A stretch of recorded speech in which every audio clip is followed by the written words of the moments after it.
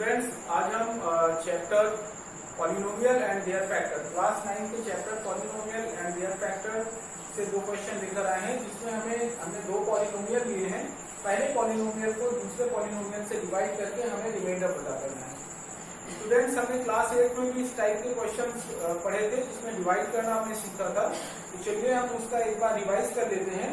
उसके लिए दो क्वेश्चन है। पहला है फाइंड द रिमाइंडर, रिमाइंडर पता करना है व्हेन px एक वैल्यू दी है px के x square plus 4x plus 5 is divided by qx और qx की वैल्यू x प्लस 3 दी हुई है। तो चलिए हम सबसे पहले क्वेश्चन नंबर 1 सॉल्व करते हैं। हमें डिवाइड करना है x square plus 4x plus 5 को। किससे डिवाइड करना है स्टूडेंट्स? हमें डिवाइड करना है x प्लस 3 से। x प्लस 3 से सबसे पहले हम ये देखते हैं कि हम जिसको डिवाइड कर रहे हैं, यानी कि जो डिविडेंड है उसकी डिग्री क्या है और जिससे हम डिवाइड कर रहे हैं उसकी डिग्री क्या है। आप याद रखें, हमेशा डिविडेंड की डिग्री हमेशा इससे ज्यादा होनी चाहिए। अगर ये दोनों डिग्रियां इक्वल हो जाती हैं तब तक हम डिवाइड करेंगे, अगर ज्यादा है तब भी डिवाइड करेंगे। लेकिन जैसे ही डिविडेंड की डिग्री x प्लस 3 से, यानी इसकी डिग्री 1 है, इससे कम हो जाएगी, हम डिवाइड करना छोड़ देंगे, वहीं से रिमाइंडर हो जाएगा। दैट मीन्स यहाँ हम देखते हैं कि x की पावर 1 है, इसकी डिग्री 1 है, तो हमें इसे तब तक डिवाइड करते रहना है जब तक यहाँ x की डिग्री 0 ना आ जाए। 1 से कम डिग्री हमें लानी रहती है। अब दूसरी बात इसमें कि ये जो पॉलिनोमियल्स दिए हुए होते हैं ये स्टैंडर्ड फॉर्म में होना चाहिए। आपने स्टैंडर्ड फॉर्म में कन्वर्ट करना इसके पहले सीखा है।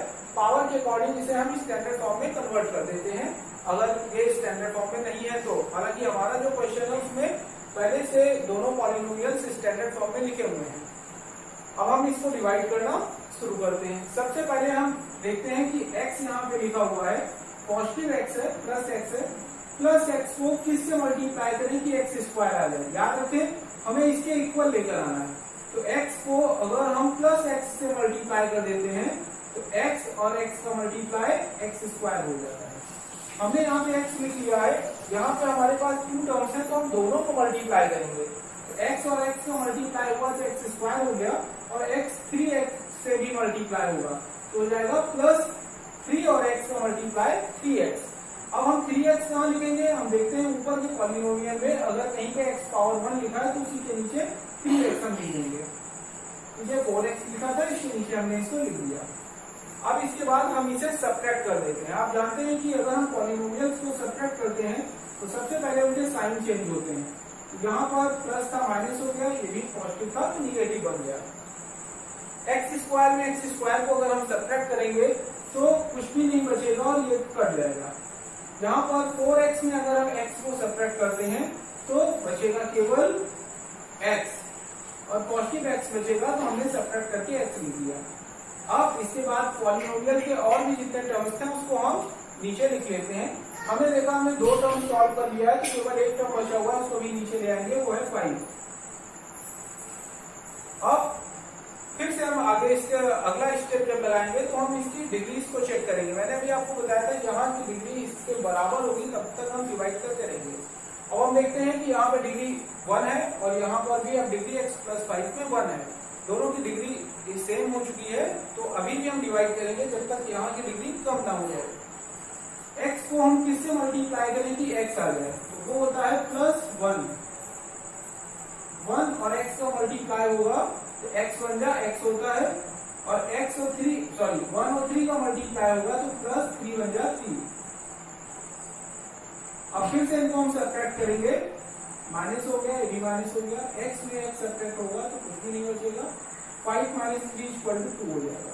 अब यहाँ पे कोई टर्म और आने के लिए है भी नहीं, और हम देखते हैं कि यहाँ की डिग्री जो है वो 0 है, x पावर 0 है, जो कि x प्लस 1 इसकी डिग्री है 1, इससे कम हो गया है। जैसे डिग्री कम हो जाएगा यही हमारे लिए रिमाइंडर होता है।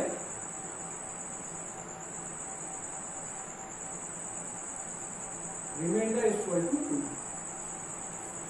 तो हमने पहले क्वेश्चन को सॉल्व किया, रिमाइंडर हमें इसमें 2 मिला। अब हम सेकंड पार्ट, जो सेकंड क्वेश्चन इसका दिया हुआ है, उसको सॉल्व करते हैं। क्वेश्चन नंबर 2 क्वेश्चन नंबर 2 है find the reminder when fx की वैल्यू दी हुई है x3 -7x + 6 divided by gx, gx की वैल्यू दी है x माइनस 1।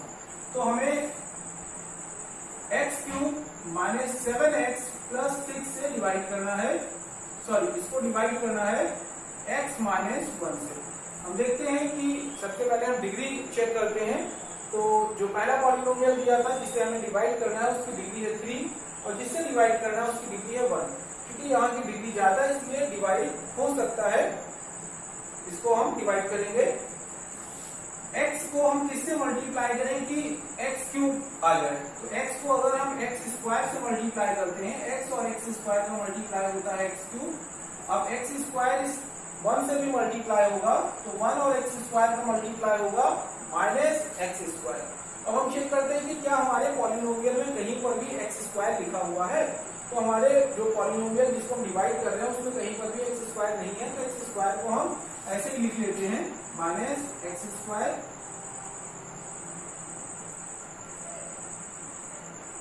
अब हम इनके साइन चेंज करेंगे, ये प्लस था माइनस हो गया, ये माइनस था प्लस बन गया। x क्यूब में x क्यूब सब्ट्रैक्ट होगा, कुछ नहीं बचेगा। यहाँ पर हम देखते हैं दोनों को हम सब्ट्रैक्ट नहीं कर सकते हैं क्योंकि यहाँ x की डिग्री 1 है और यहाँ पे x की डिग्री 2 है। यहाँ पर इस टर्म की डिग्री 1 है, इस टर्म की डिग्री 2 है। आपको पता है कि अलजेब्रिक एक्सप्रेशन में हम उन्हीं टर्म्स को आपस में ऐड या सब्ट्रैक्ट करते हैं जिनकी डिग्रीज इक्वल होती हैं। तो चूंकि डिग्री अलग अलग है इसलिए ऐड होगा नहीं। एक्स स्क्वायर यहाँ पे लिखा हुआ है, ऊपर कहीं पर भी एक्स स्क्वायर है नहीं, तो हम ऐसे इसको उठा लेते हैं। ये पॉजिटिव हो चुका है, ये आएगा plus x square minus 7x और प्लस 6। ये तीनों टर्म साथ में आ जाएंगे, इसे हम स्टैंडर्ड फॉर्म में नीचे लिख देंगे। अब हम देखते हैं यहाँ की डिग्री 2 है और यहाँ पे डिग्री अभी भी 1 है, तो इसलिए अभी भी हम इसको डिवाइड कर सकते हैं।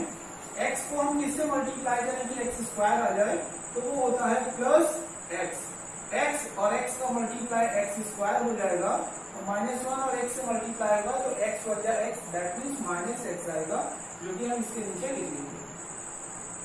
अब फिर अगला स्टेप हम इनके साइन चेंज करेंगे, ये प्लस का माइनस हो गया, माइनस से प्लस हो गया। एक्स स्क्वायर में एक्स स्क्वायर सब्ट्रैक्ट होगा तो कुछ भी नहीं बचेगा। यहाँ पे माइनस 7x है और ये पॉजिटिव हो चुका है, दोनों की डिग्री सेम है, दोनों के पावर सेम है, तो ये आपस में सब्ट्रैक्ट होगा। माइनस 7x में अगर हम x सब्ट्रैक्ट करते हैं तो यहाँ पे बचेगा माइनस 6x। अब इसके बाद इनको हमने सब्ट्रैक्ट कर दिया, जो टर्म अभी भी बचा हुआ है उसको हम और नीचे ले आएंगे, तो देखते हैं 6 यहाँ पे बचा हुआ था, 6 को हम नीचे ले लेंगे। अब हम डिवाइड करते हैं x, देखते हैं कि अभी यहाँ पर भी डिग्री क्या है 1 हो गई है और इस पॉलिनोमियल की डिग्री क्या है 1 है, यानी कि दोनों में डिग्री सेम हो चुकी है। मैंने अभी आपको बताया जब तक डिग्री ज्यादा होगी तब तक डिवाइड होगा, डिग्री सेम होगी तब भी डिवाइड होगा, लेकिन डिग्री जैसे ही कम हो जाएगी यहाँ से तो डिवाइड नहीं होगा, वहां से रिमाइंडर हमें मिल जाएगा। तो x को हम किससे मल्टीप्लाई करेंगे माइनस 6x आ जाए। ठीक है, सबसे पहले हम देखते हैं पॉजिटिव है, हमें लेकर आना है माइनस, नेगेटिव, तो प्लस को हम किससे मल्टीप्लाई करेंगे माइनस बन जाए, तो वो होता है माइनस, प्लस और माइनस का मल्टीप्लाई माइनस आ जाएगा। यहाँ पे 1x है, इसको हम 6x बनाना चाहते हैं, तो अगर इसे 6 से मल्टीप्लाई करें माइनस 6 और x का मल्टीप्लाई माइनस 6x आ जाएगा। याद रहे हमें सिर्फ आगे के टर्म को मैच करना है, उसके बाद के टर्म्स मैच नहीं करने हैं, वो सब्ट्रैक्ट होकर जो भी आंसर आना होगा आ जाएगा। तो माइनस 6x हमारे पास आ गया। अब इसको हम इससे भी मल्टीप्लाई करेंगे, माइनस माइनस का मल्टीप्लाई प्लस हो जाएगा और 6 1 जा 6। अब इसके बाद हम फिर से इनके साइन चेंज करते हैं क्योंकि हमें इसे सब्ट्रैक्ट करना है।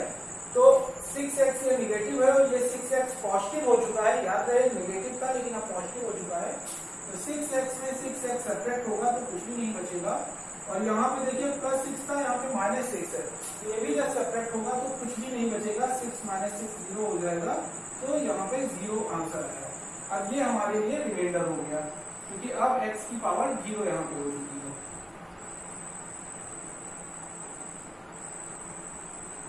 Reminder equal to 0। तो स्टूडेंट्स आपको दो टाइप के क्वेश्चन मैंने बताए, एक में रिमाइंडर हमारा कोई एक नेचुरल नंबर था, दूसरे में हमने देखा कि 0 आ रहा है। अब आपको इस टाइप के क्वेश्चन लगाने में मुझे नहीं लगता कि कोई प्रॉब्लम होनी चाहिए अगर डिवाइड करके रिमाइंडर पूछा जाता है। स्टूडेंट्स इसी टाइप का एक क्वेश्चन और इसमें आपको मिलेगा इसी एक्सरसाइज में, पॉलिनोमियल एंड देयर फैक्टर्स में। उसमें पूछते हैं कि क्या fx का फैक्टर gx है, fx का फैक्टर gx है। जैसे क्वेश्चन नंबर 2 में देखिए fx की वैल्यू ये थी, gx की वैल्यू x-1 थी, तो पूछते हैं कि क्या gx fx का फैक्टर है। तो हमें यही सेम प्रोसीजर करना है और रिमाइंडर फाइंड करना है। अगर रिमाइंडर 0 आ जाता है, जैसा कि इसमें देखिए 0 आ गया, तो रिमाइंडर 0 आता है, दैट मीन जिससे हमने डिवाइड किया है वो फैक्टर है। अगर 0 नहीं आता है तो ये फैक्टर नहीं है।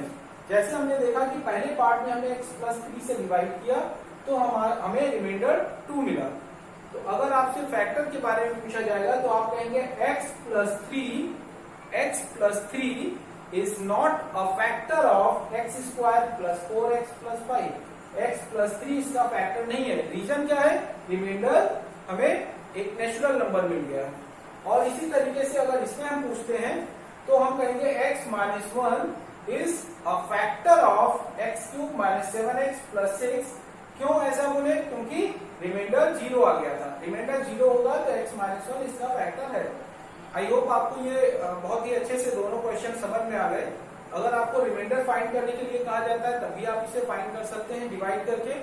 अगर आपसे फैक्टर के बारे में पूछा जाता है तो सेम प्रोसीजर से आप क्वेश्चन लगाएंगे, रिमाइंडर जो आएगा उसी के अकॉर्डिंग आप उस पर स्टेटमेंट देंगे कि इसका फैक्टर है या नहीं है।